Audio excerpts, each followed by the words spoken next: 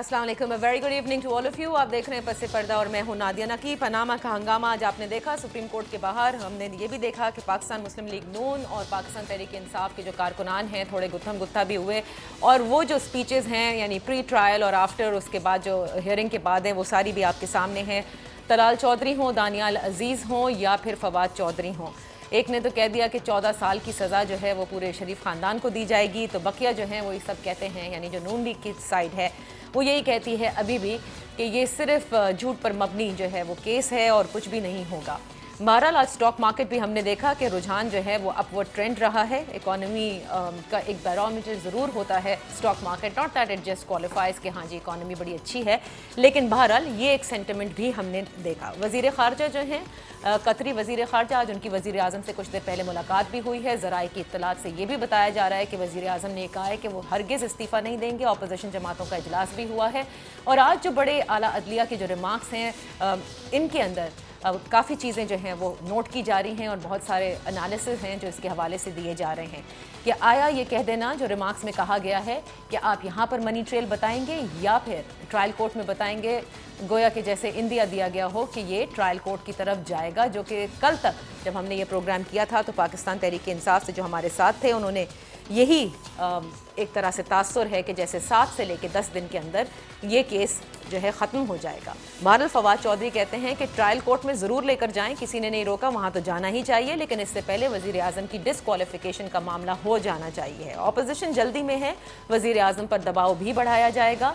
अगर डिसक्वालीफाई नहीं होते और मामला सीधा चला जाता है ट्रायल कोर्ट में, तो क्या ये अपोजिशन को काबिल कबूल होगा? क्या अपोजिशन कोई इतलाही अमल तय करेगी कि जिसके तहत वो वज़ीर आज़म पर, मौजूदा वज़ीर आज़म पर दबाव बढ़ाएं कि वो वक्त से पहले रिज़ाइन कर दें? इन्हीं तमाम उमूर पर आज हम बात करेंगे। अभी हुकूमती दलाइल जो हैं वो आज एक तरह से एडवोकेट हारिस ने जो काउंसिल है हुकूमत के उन्होंने कंप्लीट तो किए हैं, लेकिन कल बैरिस्टर सलमान अकरम राजा जो कि शरीफ फैमिली के जो बच्चे हैं यानी मरियम नवाज साहिबा, हसन और हुसैन नवाज, उनकी तरफ से कल वो दलाइल दिए जाएंगे। So we are going to see what's going to happen. आज इस बहस का हिस्सा आप भी बनेंगे। नंबर आप सबको मालूम है जो कि हमारी स्क्रीन पर डिस्प्ले भी होता रहेगा। अगर आप भी अपना ओपिनियन देना चाहते हैं ज़रूर दीजिएगा। We take a very short break और उसके पास अपने मुअज़्ज़ज़ मेहमानों का मैं तारुफ कराती हूँ।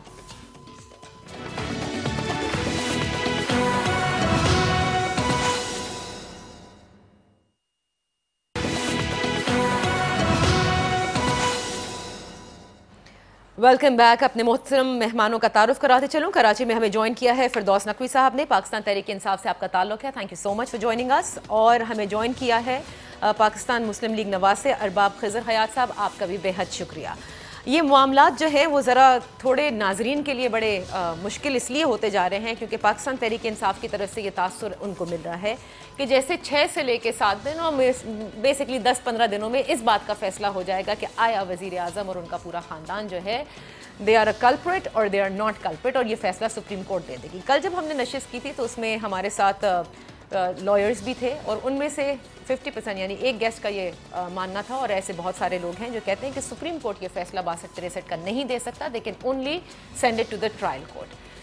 क्या आप हमें ये बता सकते हैं कि आज की जो जितनी बहस हुई है, जरा हुई है, उसके बाद आपको क्या लगता है मामला जल्दी निपटेगा या फिर ये तूल पकड़ेगा? देखिए, पीटीआई का पॉइंट ऑफ व्यू बड़ा क्लियर है, कोई मैं आज उसको चेंज नहीं करने। मेरा सिर्फ आर्गूमेंट ये है कि 2 जजों ने कैसे फैसला दे दिया था। या तो वो 2 जज भी फैसला नहीं देते, वो भी कहते कि ट्रायल होगी, वहाँ फैसला होगा। उन 2 जजों ने तो, जो पाकिस्तान के अगले 2 चीफ जस्टिस हैं, उन्हें बड़े क्लियर कट उसमें कहा कि we disqualify prime minister Nawaz Sharif and we are referring the case to the election commission of Pakistan. तो अगर वो 2 फैसला दे सकते हैं तो ये 3 क्यों नहीं दे सकते? इसका जवाब अगर आपके लोग दे दें, PMLN वाले दे दें, ट्रेडिशन या एक प्रेसिडेंस तो सेट हो ही गया ना कि 2 जजेस ने डिस्क्वालीफाई किया है नवाज शरीफ को।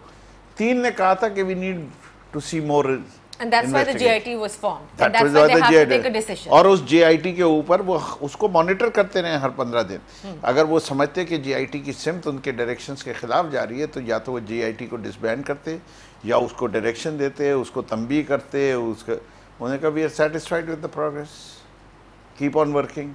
जैसे कि पहले उन्होंने जो JIT का वॉल्यूम 1 है उसके अंदर उन्होंने पहले आइडेंटिफाई किया कि हम ये इस तरीके से काम करेंगे और ये काम करेंगे, ये 13 सवालों के जवाब हैं, हम ये करना चाहते हैं। तो सबसे पहले 15 दिन पे तो यही रिपोर्ट का उनको दिया गया direction from the bench that we agree with you, and they worked on those lines. अब उसके अंदर उन्हें जिस तरीके से रिपोर्ट लिखी, इन्फ्लुएंस करना चाहिए, नहीं करना चाहिए, कंक्लूजन देना चाहिए या नहीं दे, but the facts are there ना। अगर वो कह इससे भी इतना कहते हैं कि जी हमने डिस्कवर किया कि एक कंपनी एग्जिस्ट करती है एफजेडी कैपिटल के नाम से, जिसमें नहीं दोस्त साहब मुझे एक चीज बताएं ना कि आज जब फवाद चौधरी ने ये कहा कि पहले डिस्क्वालीफाई करें फिर मामला भलाई ट्रायल तक चला जाए, सो अभी भी you know it is in the hand of the courts whether they disqualify him or not or they send him directly to the trial court। जी देखिए, मैं ऑब्वियसली मामला तो सुप्रीम कोर्ट में है ना, फैसला तो जजों ने करना है। फैसला अगर जेआईटी कर भी दे तो जेआईटी इंप्लीमेंट नहीं करा सकती, दे आर नॉट एम्पावर्ड। तो फैसला तो सुप्रीम कोर्ट नहीं करना है। कोई शख्स नहीं कह रहा कि जेआईटी ने अगर कोई कंक्लूजन लिखा भी है अपने वॉल्यूमनेस इन्वेस्टिगेशन में कि that is binding on the जजेस। तो आज तो रिमार्क्स में ये कहा है अदालत ने कि भाई वो तो आप भूल जाएं उस जेआईटी को। वो जेआईटी वो उनकी मावनत के लिए थी, उनकी असिस्टेंस के लिए थी। ये इंसिस्टेंस थी पॉलिटिकल पार्टीज की इंक्लूडिंग पीटीआई एंड पीएमएलएन कि उनकी रिपोर्ट पब्लिक की जाए।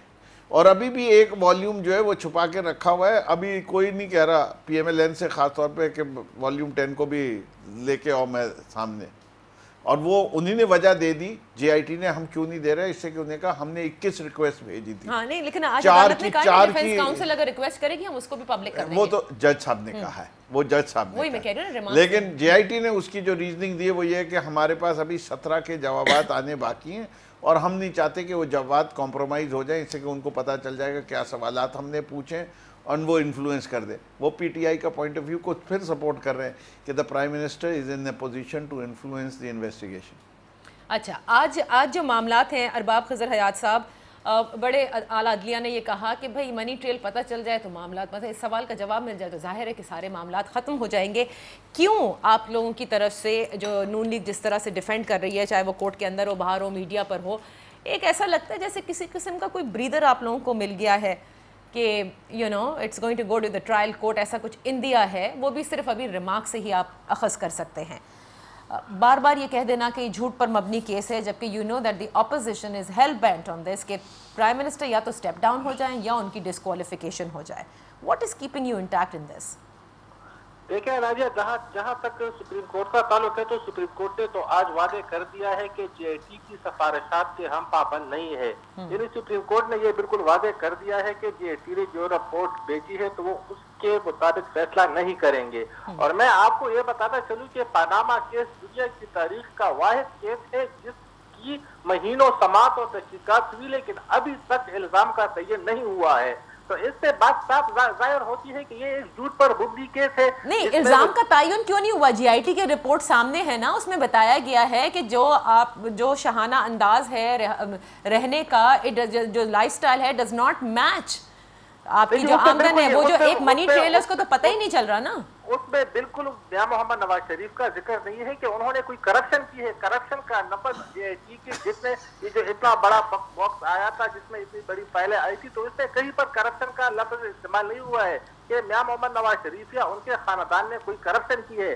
करप्शन का इल्जाम तो उन पर है ही नहीं, और जो उनके इस्तीफा का मुतालबा कर रहे हैं तो मेरे ख्याल में ये तो बड़ी अजीब सी बात है कि अभी इल्जाम साबित हुआ नहीं है और आप कह रहे हैं कि प्राइम मिनिस्टर स्टेप डाउन कर ले या प्राइम मिनिस्टर रिजाइन कर ले।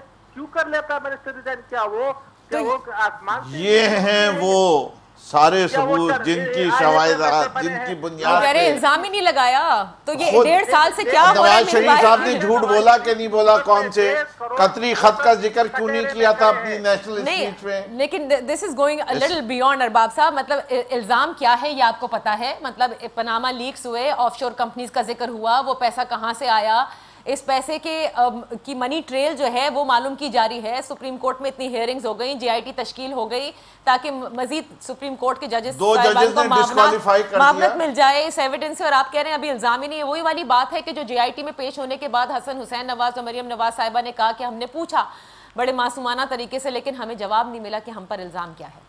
तो बिल्कुल यही मेरा सवाल भी है ना कि अभी इल्जाम साबित हुआ नहीं है और हम पहले से सुप्रीम कोर्ट के बाहर अपनी अदालतें लगा रहे हैं। कभी फवाद चौधरी साहब आते हैं जो कि कल तक मुशर्रफ साहब के तर्जुमान थे, फिर जरदारी साहब के हो गए, आज इमरान खान साहब के तर्जुमान है, कल शायद हमारे तर्जुमान बनकर वो खड़े हो जाए। तो मेरे ख्याल में सबसे पहले तो ये एक दो गलत वो इल्जाम उठाया गया है कि सुप्रीम कोर्ट के बाहर हर रोज एक नई अदालत लग जाती है और एक दूसरे पर इल्जाम की बूझाड़ होती है। अगर अपोजिशन ये इल्जाम ना उठाती तो हमारे वज़रा और हमारे अरकान भी इस तरह नहीं करते। लेकिन जब ये लोग इस तरह के इल्जाम लगा रहे हैं अदालत के बाहर, तो सबसे पहले तो अदालत को इसका नोटिस देना चाहिए सुप्रीम कोर्ट को, और इस बाहर जो अदालतें लगी हुई है उसको बंद कर देना चाहिए। जबकि नादिया, मैं आपको बताता चलूं कि नवाज शरीफ की सूरत में 1.5 करोड़ वोटर कटहरे में खड़े हैं। ये वाहिद नवाज शरीफ का केस नहीं है कि वो अदालत का सामना कर रहे हैं, इसलिए तो सुबाना रवैये और हतक अल्फाज से गुरेज करके इंसाफ के तकादे पूरे करने होंगे, क्योंकि नवाज शरीफ पर अभी करप्शन साबित हुई नहीं है और ना ही उनको जेटी ने कुछ इस तरह की रिपोर्ट दी है कि नवाज शरीफ साहब को नाअहल करार दिया जाए। साबित हुई नहीं है, इसका मतलब आप जानते हैं ना कि करप्शन का इल्जाम लगा हुआ है। इल्जाम तो जी देखिए, इल्जाम तो हर किसी पे लग सकता है, इल्जाम तो कल को आप भी लग सकता है। आप कह रहे थे ना इल्जाम क्या है, हमें यही नहीं पता, तो ये इल्जाम शुक्र है कि आपने खुद समझ लिया कि इल्जाम था क्या। बहरहाल अब ये बताइए, क्योंकि ये तो एक वो है जो जिस तरह से आप डिफेंड कर रहे हैं, but on a very serious note मुझे बताइए, आपको नहीं लगता कि ऑपोजिशन जमातों की तरफ से ये दबाव वजीर आज़म पर बढ़ता जा रहा है? मशावरती इजलास आप लोगों के होते रहते हैं, क्या उसके अंदर ये डिसीजन है कि will the prime minister step down और नॉट? क्या उनको इस किस्म की बात भी कही जा रही है कि वो एटलीस्ट गवर्नमेंट सेव कर लें, बिलफर्ज अगर चीज़ें उनके अगेंस्ट चली जाती हैं? बिकॉज इस वक्त जो हवा का करंट है वो काफ़ी अगेंस्ट है आप लोगों के।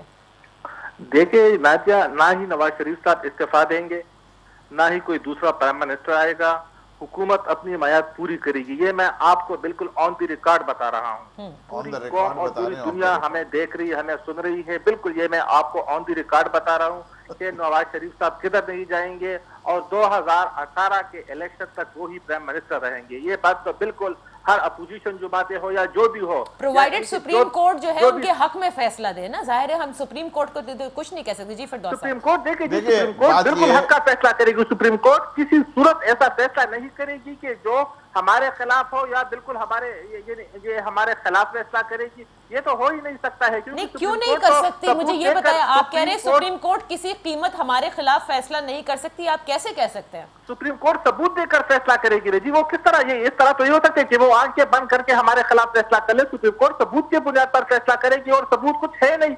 ये तो वादे है कि ये बिल्कुल ये एक साजिश, बताइए जी, केस बना हुआ है, ये एक साजिश हो रही है प्राइम मिनिस्टर और उनके खानदान के खिलाफ। और ये सारी अरबाब साहब एक मिनट जरा, अब आपने जो ये बात कही है ना सुप्रीम कोर्ट के हवाले से, फिरदौस साहब इसमें कुछ कहना चाहते हैं? जी मैं 2-3 चीजें। पहली चीज ये, नवाज शरीफ साहब की एक तकरीर थी जो यूसुफ रजा जिलानी साहब के सिलसिले में कंटेम्प्ट ऑफ कोर्ट का जब चल रहा था, जिसके ऊपर उन्होंने कहा था कि उन्हें रिजाइन कर देना चाहिए, जिससे कि मॉरल अथॉरिटी और एथिकल अथॉरिटी ख़त्म हो गई। वो तकरीर, वो ये सुन लें, क्या इनके लिए कानून कुछ और था? नवाज शरीफ के लिए कानून कुछ और होना चाहिए। वो कंटेम्प्ट ऑफ कोर्ट का केस था वो, और नहीं, वो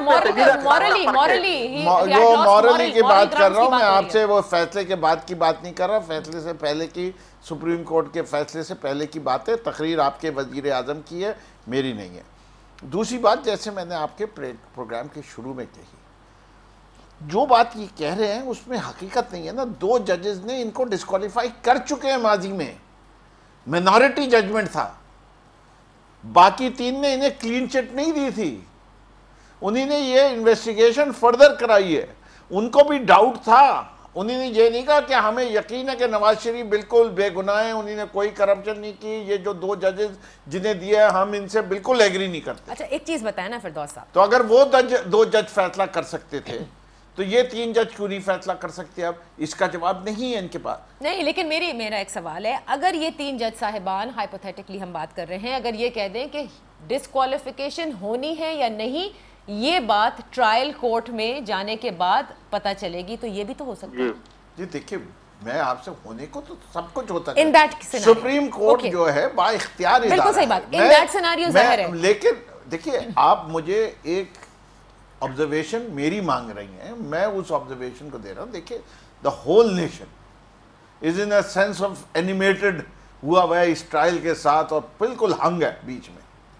और कब से है ये? पिछले अप्रैल से चल रही है ये बात। ओके फिरदौस साहब, अब इस मुल्क का कारोबार बंद हुआ है, जितने हमारे वज़रा की फ़ौज है वो अपना काम करती नहीं है, रोज़ जो है अपनी वफादारियाँ दिखाने के लिए सुप्रीम कोर्ट के आगे आके खड़ी हो जाती है कि अगली दफ़ा की भी उनकी वजारतें पक्की रहें, और वो जाके जो है अटपट पंचू जो है डिफेंड करते रहते हैं, जैसे अभी भी हो रहा है डिफेंस के जी नहीं कर सकता सुप्रीम कोर्ट बगैर ट्रायल के, जबकि 2 जज कर चुके हैं। नहीं, लेकिन फिरदौस साहब, let's get to the point in that scenario कि अगर कोई फैसला ये नहीं होता डिस्क्वालिफिकेशन का and it is just sent to the trial court, PTI and the opposition क्या वो मुत्तहिद हैं to press on the prime minister कि आप मॉरल अथॉरिटी छोड़ ग्राउंड्स के ऊपर आप डिस्क्वालीफाई वैसे ही हो चुके हैं तो स्टेप डाउन? उस वक्त के लिए एक लाहे अमल आप लोगों की पार्टी ने भी तो देखिए, सोचा होगा ना। Unless and until the supreme court throws out the JIT report कि ये is not based on fact, अगर जीआईटी की रिपोर्ट को माना सुप्रीम कोर्ट ने टू बी करेक्ट,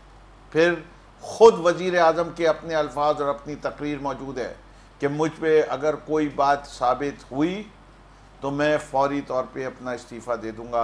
कम से कम इतना तो आदमी को अपनी बात का पास होना चाहिए कि उस वक्त कुछ तो ज़मीर, कोई शर्म होती है, कोई हया होती है, तब तो रिजाइन। हाँ, जीआईटी की रिपोर्ट सुप्रीम कोर्ट बाहर फेंक दे, कह दे कि जितना ये काम किया इन 6 अफराद ने ये बिल्कुल रबिश है, it's not worth the paper it's written on, fine. अच्छा, तो इसका मतलब दूसरा कोई प्लान नहीं है, you are just going to wait for the judgment to come, और ऐसा कुछ नहीं है जो कि पीटीआई के लिए मशहूर है कि अब शायद they are another citizen is in the offing. जी देखिए, हमने 2-3 चीजें बड़ी क्लियर कट की। Okay, I am coming to you Firdous साहब। एक छोटी सी कॉल है and then we are taking a break. When I come back we are going to discuss this. Hello, अस्सलाम वालेकुम। वालेकुम सलाम जी, मैं सईद बात कर रहा हूँ कराची से। जी फरमाइए सईद साहब। अच्छा, रिक्वेस्ट ये है कि ये मैं आप लोगों का तजरिया सुन रहा हूँ काफी देर से। कोई बंदा हज़ूर करीम सल्लल्लाहु अलैहि वसल्लम के बाद मुझे बता दे कोई सादिक अमीन है, किसी जज से पूछे, किसी वकील से पूछे, किसी एंकर से पूछे, दुनिया के किसी बंदे से पूछे कि मुझे बता दे कि कौन सा बंदा पाकिस्तान एक से बढ़ के एक चोर इकट्ठा किया हुआ है, इंक्लूडिंग मुस्लिम। कोई बंदा तो एक मुझे बता दें। सईद साहब, वो आप सही कह रहे हैं। जाहिर है हुजूर अकरम सल्लल्लाहु अलैहि वसल्लम की जात मुबारक तक का तो कोई मवाजना कर ही नहीं सकता, उसके अलावा कोई नहीं कर सकता। लेकिन हैविंग सेड दैट, आप क्या ये कह रहे हैं कि ये केस नहीं होना चाहिए, करप्शन को ओपन नहीं होना चाहिए, क्या आप ये कह रहे हैं? अगर होना चाहिए तो मियां के साथ ज्यादती नहीं होनी चाहिए, सबके साथ होना चाहिए। अच्छा ठीक है, चलिए मैं इसका जवाब देना चाहूंगा। जरूर दे दीजिए। सईद साहब, ब्रेक के बाद दीजिएगा। सईद साहब, if you can please hold until the break is over, वरना फिर आप टीवी पर इनका जवाब जरूर सुनिएगा। We come back right after this very short break.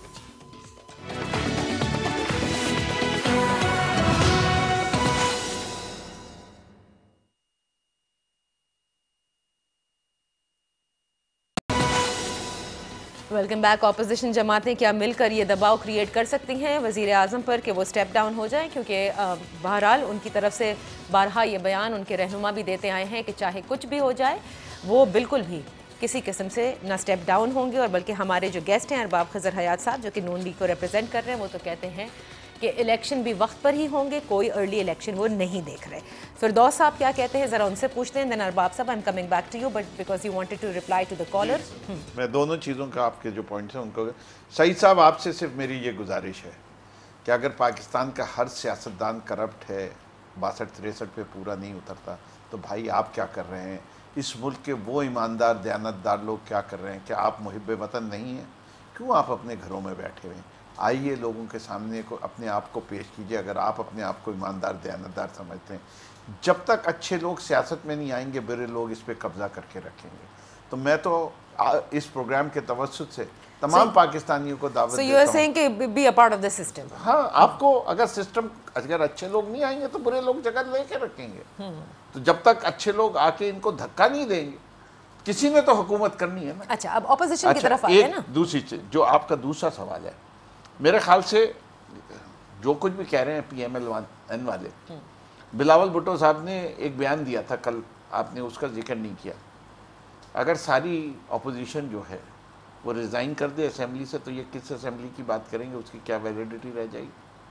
वो वज़ीर आज़म की क्या वैलिडिटी रह जाएगी? लेकिन पीपल्स पार्टी असेंबलियों को तोड़ना नहीं चाहती ना। नहीं, उन्होंने बयान दिया है। मेरा स्टेटमेंट नहीं है, बिलावल भुट्टो का स्टेटमेंट है, we will resign from the assemblies. It's not my statement और my party statement, but that option is available to the opposition. उस वक्त क्या रह जाएगी? इससे क्या आप देखिए, ये पार्लियामेंट आखिरी साल में तकरीबन लेम डक हो जाती है as far as the opposition is concern.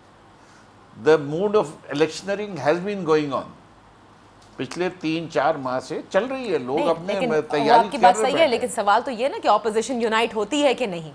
अब तक तो हमने देखा है ना कि पाकिस्तान तहरीक इंसाफ के लिए नोन है कि they are going to take a solo flight always. देखिए, पाकिस्तान तहरीक इंसाफ सोलो फ्लाइट नहीं लेने चाहती। पाकिस्तान तहरीक इंसाफ कुछ असूलों के ऊपर, अपने कॉल्ड आउट प्रिंसिपल्स के ऊपर डिसीजन मेकिंग कर रही है। लास्ट टाइम जब ये साथ चल रहे थे तो एक जो ऑब्जेक्शन आया कि जी आपने तारीख क्यों अनाउंस कर दी रायवंड की बगैर हमसे पूछे हुए। हमने कहा तारीख तब्दील कर देते हैं।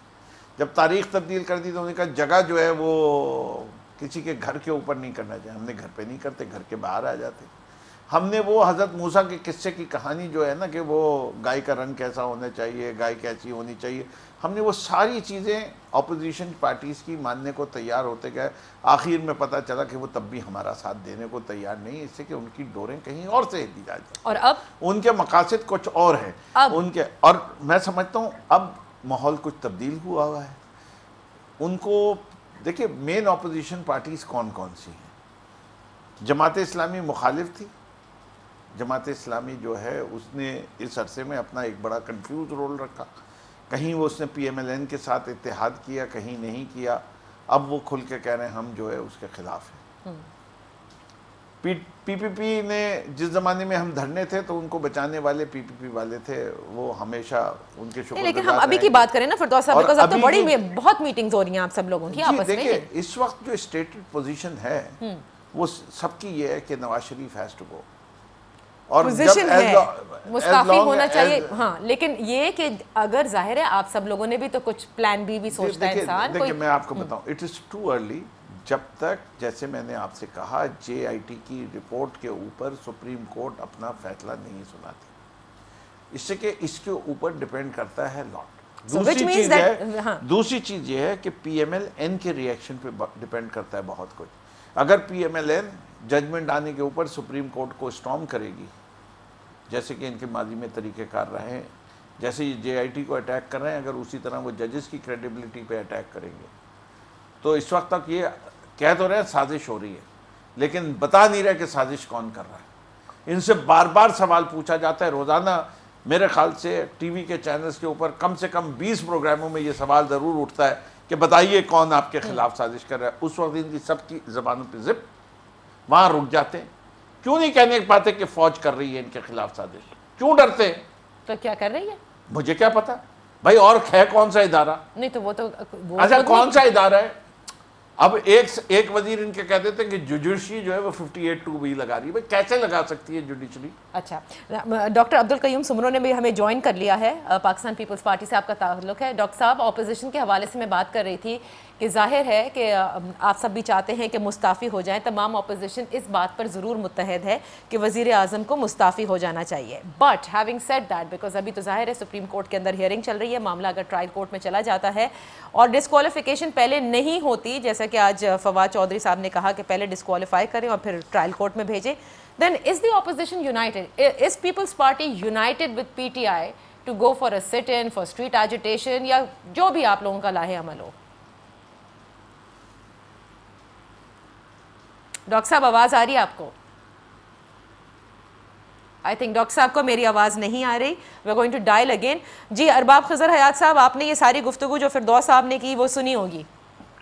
जी बिल्कुल नादिया, मैंने इनकी गुफ्तगू सुनी है, लेकिन मैं जरा आपको ये भी वादे करता चलूं कि ये लोग आज मियां मोहम्मद नवाज शरीफ से इस्तीफे का मुतालबा कर रहे हैं। तो जब एक चीफ जस्टिस का बेटा करप्शन में पकड़ा गया तो उस वक्त ये जो बातें कहाँ थी, उन्होंने चीफ जस्टिस से क्यों इस्तीफे का मुतालबा नहीं किया? क्या सिर्फ ये फैसला सिर्फ नवाज शरीफ साहब के लिए है कि वो उन पर एक इल्जाम है तो उनसे इस्तीफे का मुतालबा कर रहे हैं? मैं ये बात बिल्कुल आपको मैं बिल्कुल हकीकत बयान करता चलूं और ये साबित हो चुकी है कि नवाज शरीफ साहब का सबसे बड़ा जुर्म ये है कि वो करप्शन में मुलव्वस नहीं है। और नहीं, वो जो साजिश हो चुकी है आप कह रहे हैं ना, तो यही तो बार बार सवाल आपसे पूछा जाता है कि ये बता देना कैटेगोरिकली, देखिए हुकूमत आपकी, हुकूमती मशीनरी आपकी, साजिश कौन कर रहा है ये आपको पता होना चाहिए। ये बिल्कुल जी हमें पता है, लेकिन अभी वो आप एक बहुत जल्द वो पूरी कौम को बल्कि पूरी दुनिया को पता चल जाएगा कि ये साजिश कौन कर रहा है और इसके हिंदुस्तान कर रहा है। क्योंकि जिस 70 साल की आप देख लें कि 70 साल की जो सनतकार फैमिली है उनकी सर जिंदगी पर सवार उठाया गया है, जबकि बड़ी गाला के उस बेरोजगार से भी जरा पूछ लिया जाए ना कि वो खाला के घर भी हेलीकॉप्टर में जाते हैं, उस वक्त उनसे कोई पूछने वाला नहीं है और सिर्फ प्यार मोहम्मद नवाज शरीफ इनको नजर आ रहे हैं। तो मेरे ख्याल में ये इस कौम के साथ एक बहुत बड़ा जुल्म किया जा रहा है, इस कौम के साथ ज्यादती की जा रही है, जबकि जीआईटी रिपोर्ट में किसी मनी लॉन्ड्रिंग या करप्शन का जिक्र भी नहीं है। सिर्फ सर जिंदगी से किसी की ईमानदारी या करप्शन आपस करने का ये पहला वाकया। आपने रिपोर्ट पढ़ी है अरबाब साहब? आपने रिपोर्ट पढ़ी है? पढ़ी है, बिल्कुल। अच्छा, आपने रिपोर्ट में ये पढ़ा है कि हर एंटरप्राइज जो है शरीफ फैमिली की वो नुकसान में है और उनकी वेल्थ बढ़ती जा रही है? कोई एक बिजनेस बता दें जिसने प्रॉफिट किया हो, गल्फ स्टील मिल, अजीजिया, यहाँ की शुगर मिलें, उदैबिया पेपर मिल्स, तो पैसे बंद कर रहे हैं। जनाब आप जरा नवाज शरीफ की तारीख पढ़ ले, तारीख उनकी देखें कि वो किस। मैं तो नहीं, जीआईटी ने देखी है, लिखी है, ग्राफ बना के दिया। आपने अगर रिपोर्ट पढ़ी है, देखिए एक बात सुनिए, एक बात आप मुझे मुकम्मल करने दें, मैं आपकी बात में बोला नहीं, मैं मुकम्मल करने दें। जेआईटी ने एक चार्ज लगाया, इन्हीं ने कल अपनी तरफ से उसका और आज इन्हीं ने अपने आर्गुमेंट्स पूरे किए। They have not refuted any of the evidence which they have collected. उन्होंने कहा जेआईटी जो है वो मेलिफाइड इंटेंट के साथ काम कर रही है, यही तो कहा है ना इन शॉर्ट, कि हमें उनके मेंबरान के ऊपर भरोसा नहीं है। लेकिन एविडेंस जो आया उसको क्यों नहीं रिफ्यूट किया, अपना एविडेंस क्यों नहीं पेश कर दिया? सबसे पहले पेपर ट्रेल यही दे देते, मामला ही खत्म था ना कि लंदन के फ्लैट ऐसे खरीदे गए। कतरी खत कहां से आ गया? नहीं, और सबसे स्टार्ट तो वहीं लंदन के फ्लैट से हुआ ना, तो उसकी ट्रेल तो जाहिर है बतानी होगी। आज ही रिमार्क्स के अंदर अदालत ने कहा है कि आप ये बता दीजिए, मामला खत्म हो जाता है। पर आवाज उठाया गया है ना कि उनके जाहिर करदा आमदन के मुताबिक नहीं, तो जेपी शरीफ फैमिली का कोई खुफिया आमदन तो दिखा दी थी ना, उन्होंने कोई खुफिया आमदन नहीं दिखाई है। उस रिपोर्ट में ऐसा कोई जिक्र नहीं है कि कोई खुफिया आमदन, कोई खुफिया रिपोर्ट या कोई खुफिया आमदन उसमें दिखाई गई है, ऐसी कुछ भी नहीं है। जबकि पूरी रिपोर्ट में आप अगर एक भी करप्शन का साबित कर ले तो फिर आप कह देंगे, तो फिर प्राइम मिनिस्टर खुद स्टेप डाउन कर लेंगे। लेकिन जो सुप्रीम कोर्ट में पहले कोई कहा गया सबूत नहीं है इन्वेस्टमेंट का। नहीं, एक जेआईटी से पहले बनने से पहले जो बातें कही गई थी, जिन चीजों का एविडेंस के तौर पर आप लोगों ने जिक्र किया था, उसको आप सब्सटैंशिएट नहीं कर पाए हैं जेआईटी के सामने। एंड सबसे ज्यादा कतरी खत ही है जिसका कि जिक्र किया जाता है, और उसके हवाले से भी जीआईटी ने सब कुछ लिख दिया कि कितनी मरतबा उनको कांटेक्ट किया गया, उन्होंने क्या जवाब दिया। सो दीज आर थिंग्स जो कि इस वक्त डॉक्यूमेंटेड है ना, तो आप ये नहीं कह सकते। देखिए नाजिया, जेआईटी साजिश जल्द बेनकाब होने वाली है, बहुत जल्द ये साजिश बेनकाब होगी, लेकिन जिम्मेदारों को सजा देने की उम्मीद हम किससे कर सकते हैं? क्योंकि जब तस्वीर लीक हो गई तो उसके जिम्मेदार। साजिश बेनकाब कौन करेगा ये बताए ना। जब आप ये नहीं बताते कि साजिश हो रही है और कौन कर रहा है, तो फिर बेनकाब कौन करेगा आकर? साजिश बिल्कुल हम बेनकाब करेंगे बहुत जल्द। अच्छा, मैं आपको तरीकाकार मैं बता देता हूँ, अर्दोगान ने भी तो की थी ना एक साजिश बेनकाब। अच्छा, एक छोटी सी मुझे ब्रेक लेने दीजिए, ब्रेक के बाद आप जरूर इनको तरीकाकार बता दीजिएगा। But where is this all heading? What is the opposition going to do now? इसलिए क्योंकि जाहिर है कि पनामा की हियरिंग, और क्या ये पाकिस्तान तहरीक इंसाफ समझती है कि इसमें बहुत वक्त लग सकता है, और ये वक्त अगर इतना लंबा हो गया कि 2018 के इलेक्शन ही आ गए, तो फिर जब तक सब्र रहेगा या नहीं? एक ब्रेक लेते हैं।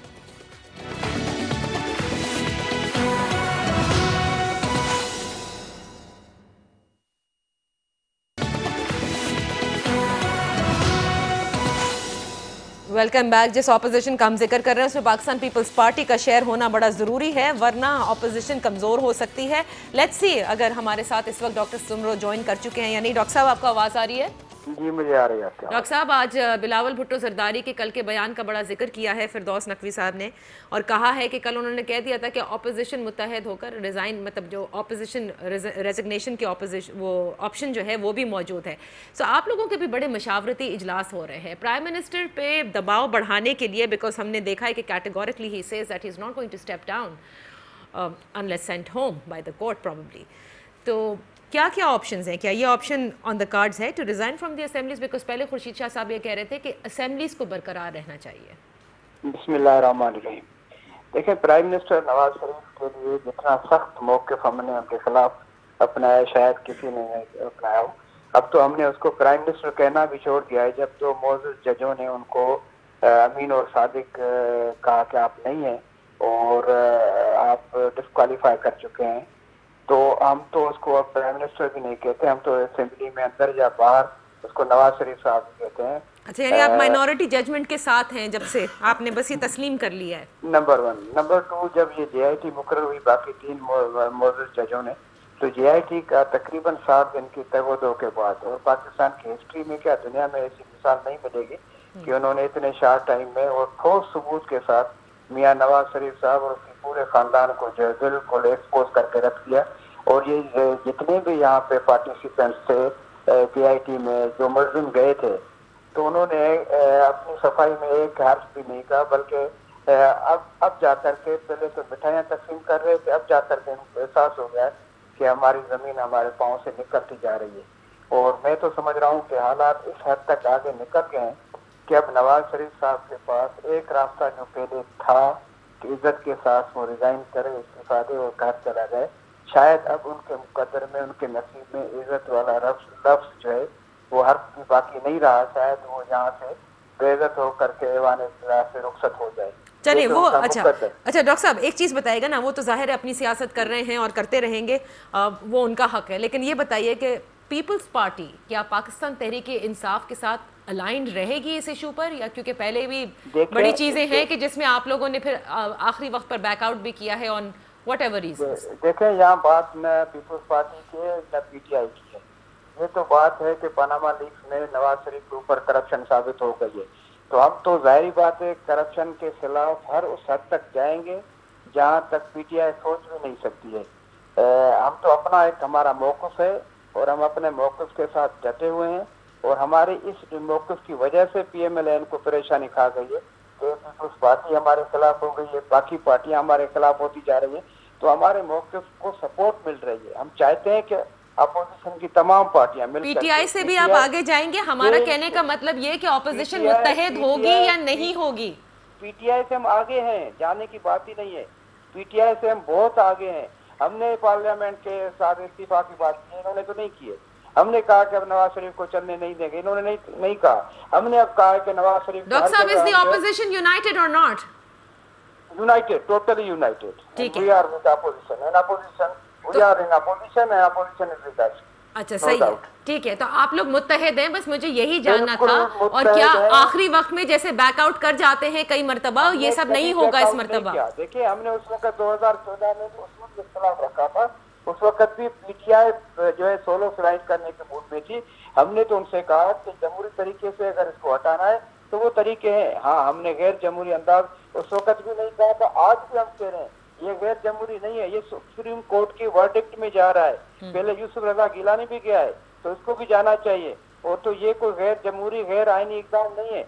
और इसलिए मैं कह रहा हूँ कि मियां नवाज शरीफ साहब का मुकद्दर, अब बल्कि मैं अब ये सख्त अल्फाज कह रहा हूँ, शायद मेरा भाई PMLN का अगर कोई है तो उसको तकलीफ ना हो, कि अब मैं समझ रहा हूँ कि अडयाला जेल के दरवाजे तक तो मियां साहब और उसका खानदान पहुँच चुका है। अच्छा, तो पाकिस्तान पीपल्स पार्टी ने भी अपना मौक़िफ़ दे दिया। अरबाब खज़र हयात साहब, आज तराल चौधरी साहब ने बहुत कुछ कहा जरदारी साहब को, और आइंस्टाइन ऑफ करप्शन भी कहा। न जाने ये सुप्रीम कोर्ट के बाहर जो ये सारे बयानात हो रहे हैं, I think they just going too much, लेकिन हो रहे हैं। आपने सुन लिया, पाकिस्तान पीपल्स पार्टी भी मुत्तहिद है, तमाम अपोजिशन मुत्तहिद है पाकिस्तान मुस्लिम लीग नवाज के खिलाफ, नॉट PMLN बट शरीफ खानदान। देखिए नादिया, पीपल्स पार्टी के जो हमारे अरकान हैं, तो इनके मुंह से करप्शन का लफ्ज़ बहुत अजीब सा लगता है कि ये लोग भी करप्शन के खिलाफ बात करते हैं। क्या पीपल्स पार्टी का दौर लोग भूल गए हैं? जब इलेक्शन में ये 2000 जो अभी हाल ही में इलेक्शन हुआ था 2013 का, जब इन्होंने आगे तो इन लोगों की जमानतें भी जब्त हो गई। आपने पकड़ा क्यों नहीं इनको इतने अरसे हुकूमत में? इनकी करप्शन की वजह से इनकी जमानतें जब्त हो गई थी।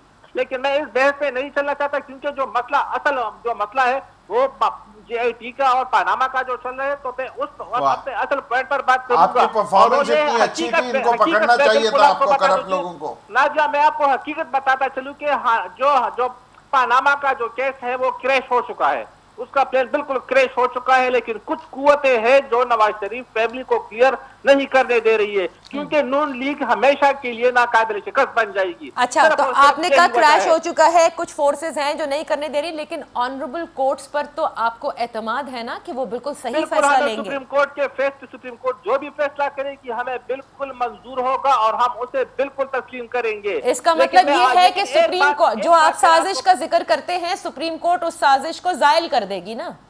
बिल्कुल जायल करेगी। लेकिन मैं एक बात और भी आपको बताता चलूं कि जेटी की जो रिपोर्ट थी तो उससे तो साफ लगता है कि जो शवाहिद इकट्ठे हुए थे, बल्कि वो तमाम शवाहिद वही थे। मैं आपसे एक सवाल पूछता हूं, अगर सुप्रीम कोर्ट जेआईटी की रिपोर्ट एक्सेप्ट करेगी तो आप करेंगे?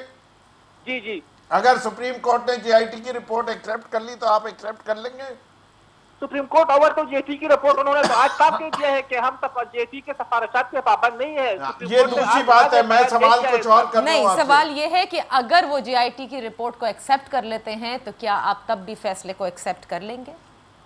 मुझे नहीं लगता कि सुप्रीम कोर्ट इस तरह का फैसला करेगी, क्योंकि सुप्रीम कोर्ट में जो बैठे हुए हैं वो कोई बच्चे नहीं है, वो बिल्कुल तमाम हकायक को देखकर फैसला करेंगे। तो जेटी के रिपोर्ट में तो आप देखें, तो आप क्या आप भी एक्सेप्ट कर लेंगे ना? सुप्रीम कोर्ट ने एक्सेप्ट कर ली तो अनफॉर्चुनेटली वक्त खत्म हो रहा है, लेकिन जैसे कि पाकिस्तान मुस्लिम लीग नवाज कहती आई है और इवन पाकिस्तान तहरीक इंसाफ भी कहती आई है, ऑपोजिशन की जमातें भी, कि ऑनरेबल कोर्ट की तरफ सबकी नजरें हैं। जो भी जजमेंट आएगी तमाम जमातें उसको जो है वो मनोअन तस्लीम भी करेंगी। ये अपनी नज़ीर का एक बिल्कुल ही मुनफरद केस है जो कि पाकिस्तान की हिस्ट्री में होने जा रहा है। पहले जेआईटी को भी सब ने बहुत लैंडमार्क आप समझ सकते हैं कि अपलॉज भी दिया कि पहली मरतबा करप्शन के हवाले से अगर कोई इन्वेस्टिगेशन हुई है वो इस जेआईटी ने की है। देखना है कल जो है वो क्या मौक़िफ़ पेश किया जाता है, दलाइल कल मुकम्मल होंगे या समात दलाइल कल मुकम्मल नहीं होते। बहरहाल ज़्यादा दिन दूर नहीं कि सुप्रीम कोर्ट जो है वो कम अज़ कम ये फैसला ज़रूर दे दे कि what is going to happen next. अगर कुल्ली तौर पे ये फैसला सामने नहीं आता, जैसे कि बहुत से कॉन्स्टिट्यूशनल एक्सपर्ट कहते हैं कि supreme court can not give the decision, can send the court for trial. इजाज़त दीजिए, इंशाल्लाह फिर आपकी खिदमत में हाजिर होंगे। अपना ख्याल रखिएगा। अल्लाह हाफ़िज़।